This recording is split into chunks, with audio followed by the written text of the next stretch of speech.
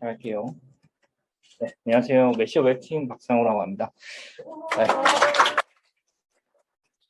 저는 오늘 클린 아키텍처에 대해 발표하려고 해요. 먼저 주제 선정 배경부터 그리고 적용 사례 결론까지 진행을 하겠습니다. 먼저 어떻게 1년차가 아키텍처에 고민하게 되었나 좀 배경을 말씀드릴게요. 제가 현재 속한 팀의 상황이에요. 이러한 상황이다 보니까 팀원들이 아키텍처나 디자인 패턴에 대해 고민을 많이 하는 것을 볼 수 있었는데요. 신입 과제를 진행하면서 어떻게 팀에 기여할 수 있는 부분을 찾을 수 있을까 좀 고민을 하면서 준비하게 되었습니다. 그런데 아마 극복하는 방법은 한 가지가 아니라 여러 가지일 거예요. 그 중에서도 제가 평소에 관심을 가졌던 아키텍처에 대해 공부해보고 싶다는 생각을 했습니다. 그러다가 이 리팩토링의 저자 마틴 파울러의 이 소프트웨어의 아키텍처의 중요성이라는 강연을 보게 됩니다. 이 부분은 이렇게 경제적인 관점에서 아키텍처의 중요성을 이야기하시는데요. 굉장히 솔깃한 얘기였고 그렇게만 된다면 굉장히 좋겠다라고 생각을 했습니다. 왜냐하면 우리가 실제 개발할 때를 생각해 보면 아마도 이러한 과정을 거치게 될 거예요. 먼저 기존의 코드를 보고 누군가의 코드를 보면서 왜 이렇게 짰는지 고민하면서 괴로워합니다. 그리고 한 부분을 수정하면 다른 부분에 영향을 받는다는 것을 발견하고 결국 영향을 받는 코드까지 전부 리팩토링을 해야 했는데요. 아마도 시간적 여유가 없어서 리팩토링을 하지 않고 기능만 추가하는 경우도 많을 텐데 결국 그때는 편하지만 더 변경하기 어려운 코드를 만들어낼 수도 있을 겁니다. 그래서 저는 이러한 생각을 했습니다. 다른 부분에 영향이 아예 가지 않는 것은 불가능할지라도 나름 최소화하는 것은 가능하지 않을까라는 생각입니다. 그리고 이때 적용할 만한 아키텍처가 있을지 검색을 하다가 발견하게 됩니다. 로버트 마틴이 2012년에 블로그에 제시하는 클린 아키텍처입니다. 블로그를 읽어보시면 아시겠지만 굉장히 짧은 글인데 2019년에 책으로도 나왔어요. 그것을 근데 프론트엔드의 콘텍스트로 가져오는 게 굉장히 힘든 일이라고 생각하고 있었는데 프론트엔드에 적용한 구현체를 찾았고 그걸 보면서 아키텍처를 좀 더 잘 이해하게 되었습니다.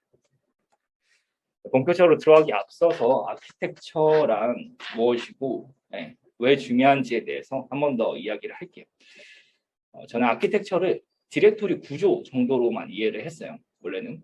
사실 그것도 포함하지만 훨씬 더 큰 개념이라는 사실을 알게 됐습니다. 마틴 파울러는 아키텍처의 정의가 important stuff, 뭔가 중요한 것이라고 합니다.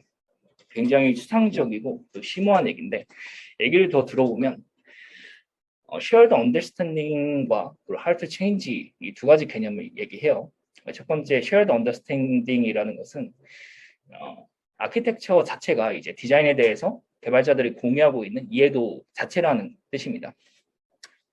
그래서 마틴 파울러는 다이어그램을 그리거나 아니면 문서를 작성하는 것이 불완전한 표현이라고 얘기를 하고 실제로 개발자들의 이해도가 중요하고 그것이 곧 아키텍처가 된다고 얘기를 합니다. 그리고 이제 두 번째 hard to change는 이미 결정된 것은 코드를 수정해야 하기 때문에 바꾸기 어렵다는 뜻인데요. 모두 공감하실 거고 그리고 이러한 두 가지가 결합된 것이 아키텍처라고 이야기를 합니다. 그래서 코드를 짤 때 그 상황에 맞게 가장 핵심적인 것들을 이제 생각을 하고 그리고 그 핵심적인 것들을 위한 결정들은 무엇보다 중요하기 때문에 아까 전에 important stuff, 뭔가 중요한 것이란 정의가 내려지게 된 것입니다. 그래서 좋은 디자인은 개발 초기에 비교적 많은 시간을 들이게 되지만 결국 기능을 더 빠르게 추가할 수 있는 그런 토대가 됩니다. 여기까지 아키텍처의 개념을 간단히 받고 이제 클린 아키텍처에 대해 설명을 해볼게요. 저는 아티클을 읽고 클린 아키텍처를 이 두 가지로 요약할 수 있었습니다. 첫 번째는 계층을 나누는 것과 두 번째는 의존성 규칙을 지키는 것이에요. 하나씩 이제 차례대로 설명을 드릴게요. 이거는 이제 마틴 파울러가 최초에 제시한 클린 아키텍처 다이어그램입니다. 대충 보면 이제 색깔별로 계층이 나눠져 있고 그리고 왼쪽에 이제 화살표를 보시면 의존성에 대한 이제 규칙을 나타내는 것을 짐작할 수 있습니다. 가장 먼저 안쪽의 레이어인 도메인 레이어부터 살펴볼게요. 도메인 레이어는 하나의 애플리케이션을 다른 애플리케이션과 구분하는 중요한 영역입니다. 왜냐하면 이 비즈니스 룰들을 구현한 비즈니스 오브젝트인 엔티티들의 집합이기 때문인데요. 그래서 엔티티들의 형태를 보면 인터페이스 형태로 이제 구현을 했고, 그리고 그런 엔티티들의 구현체를 변경하는 함수들도 포함이 됩니다. 그래서 주문 도메인 예시로 들어보면 뭐 이러한 엔티티들이 생성이 될 거고 서로 이제 의존을 하고 있는 상태입니다.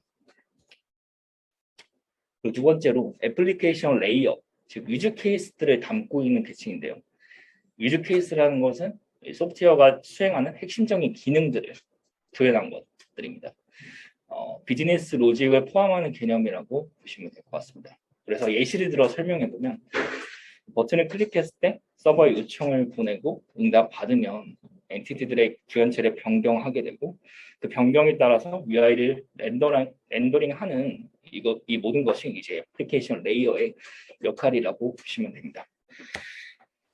다음에 이제 세 번째로 아답터 레이어는 다이어그램에서 초록색에 해당합니다. 분홍색인 어플리케이션 레이어와 그리고 파란색 외부 세계인 저 계층의 두 계층의 의존성을 최소화하기 위해서 이 아답터를 두는 것인데요. 네, 외부 세계와 결합도를 낮추고 그리고 3번의 UI 프레임워크도 하나의 아답터라고 볼 수 있습니다. 왜냐하면 브라우저 API는 외부 세계라고 본다면 그 외부 세계와 어떤 상호작용을 위한 아답터 역할을 하기 때문입니다. 네, 여기까지 보면은 클린 아키텍처의 두 줄 요약 중에서 첫 번째 계층에 대한 설명을 마쳤습니다. 두 번째 의존성 규칙을 한 줄 요약해봤는데요. 이렇습니다. 다이어그램에서 보셨듯이 이 바깥의 계층에서만 안쪽의 계층에 의존할 수 있다는 것입니다. 이런 규칙은 계층 간의 의존성을 최소화하기 위한 방법 중에 이제 하나라고 생각이 되는데요. 구현체를 보면서 살펴보겠습니다. 이 구현체는 클린 아키텍처를 프론트엔드로 가져와서 적용한 해외 아티클의 내용을 정리했고요. 여기서 소스 코드도 제시를 하는데 리액트하고 타입스크립트로 작성이 되어서 그리고 스타트도 봐서 어느 정도 신뢰할 수 있었습니다. 그럼 체크아웃 페이지 컴포넌트를 예시로 이제 설명을 할게요. 밑에 보시면 폼 엘리먼트가 있고 그리고 서브밋 이벤트가 발생할 때 핸들 서브밋이 실행됩니다. 저 같은 경우는 이제 핸들 서브밋 안에 로직을 쭉 작성하거나 로직이 길어지면 함수를 분리하곤 했는데요. 클린 아키텍처에서는 이 비즈니스 로직을 컴포넌트 안에 작성하는 게 아니라 어플리케이션 레이어로 따로 분리합니다. 그래서 이러한 형태가 되는데요. 그 위에 보시면은 오더 프로덕트라는 유즈 케이스를 훅 형태로 주입해서 그리고 오더 프로덕트를 실행하게 됩니다. 그런데 이때 오더 프로덕트의 함수에 들어가 인수를 결정을 해야 되는데요. 이 스토리지 어댑터라는 어댑터를 통해서 스토리지를 주입받고 그것을 인수로 전달하게 됩니다. 이건 제 생각인데 저게 스토리지가 아니라 어떤 스토어 어댑터로 바뀌어도 똑같은 역할을 할 수 있게 될 거라고 이제 생각이 들었고요. 그리고 이제 이 스토리지 어댑터라는 것은 인터페이스를 통해서 상호작용할 수 있는데요. 빨간 원 부분이 스토리지 어댑터로의 포트 역할을 하는 인터페이스이고 오른쪽이 그 코드입니다. 이렇게 인터페이스를 정해두면 로컬 스토리지 어댑터가 아니라 어떤 다른 어댑터로 갈아 끼우기만 하면 그리고 그 어댑터가 이러한 인터페이스를 따르고 있기만 하면 쉽게 스토어를 바꿀 수 있게 됩니다.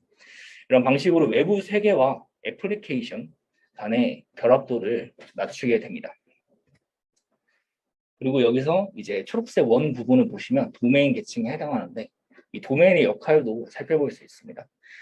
이 도메인 레이어는 바깥의 레이어에서 의존할 수 있기 때문에 각 계층에서 타입으로 사용하게 됩니다. 각 엔티티는 아까 보신 것처럼 상호 의존하면서 이렇게 정의가 되고요. 그리고 도메인 레이어는 비즈니스 로직도 담고 있습니다. 크리에이트 오더를 통해서 오더 엔티티를 이제 구현하는 예시인데요. 밑에 보시면 토탈 프라이스라는 총 비용을 계산하는 함수가 있습니다. 이 함수도 도메인에 정의를 해서 비즈니스가 아닌 이유로 이런 것들이 변경되는 것을 방지하는 것입니다. 네, 그래서 여기까지 클린 아키텍처의 개념을 간단히 설명드렸고, 그럼 장점과 단점이 뭐냐를 이제 알려드릴게요. 먼저 이제 비즈니스 로직이 도메인 레이어에만 있기 때문에 어떤 디버깅이나 테스트가 비교적 쉽고, 결국 이런 부분이 애플리케이션의 핵심적인 부분이기 때문에 한눈에 볼 수 있다는 그런 장점도 있습니다. 그리고 애플리케이션 레이어가 아답터를 통하기 때문에 외부 서비스 API로부터 독립적이라는 장점이 있고요. 그리고 유즈 케이스를 애플리케이션 레이어에 따로 구현하기 때문에 같은 유즈 케이스를 사용하는 수많은 컴포넌트가 있을 때 변경이 용이하다는 장점이 있습니다. 단점은 이제 아답터를 통한다는 것이 이제 외부 서비스를 직접 호출하는 것보다 더 쉽다. 한 번의 과정을 더 거치기 때문에 코드량이 늘어나고 구조를 모르면 복잡해질 수 있다라는 단점이 있습니다. 그리고 사전 지식이 필요하기 때문에 온보딩을 어렵게 하고 아까 말씀드렸듯이 결합도를 낮추기 위해서 코드량이 추가적인 코드를 필요로 하기 때문에 양이 늘어난다는 그런 단점이 있습니다. 그래서 이러한 아키텍처를 개인 프로젝트에 부분 적용해보기도 하고 적용한 다른 팀의 사례를 살펴봤는데요. 먼저 개인 프로젝트에 적용한 결과는 규모가 적거나 포털같이 유저 상호작용이 많지 않은 서비스라면 클라이언트의 비즈니스 로직이라는 것이 많지가 않습니다. 그래서 이 아키텍처의 핵심 목적인 비즈니스 로직을 비즈니스와 관련된 것들을 그 외의 것들과 어떤 분리한다는 그런 목적에 대해서 효용이 조금 의문이었고요. 그리고 이제 팀에서 Vuex를 사용하고 있는데 그런 상태 관리 라이브러리 사용할 경우에 어플리케이션 레이어의 역할을 이미 하고 있는데 유즈 케이스를 따로 만들게 되면 오버 엔지니어링이 아닌가 하는 생각도 했습니다. 그리고 이제 좋았던 점은 아답터를 통해서 외부의 인프라스트럭처와 애플리케이션 간의 결합도를 낮출 수 있는 그런 장점이 있었습니다.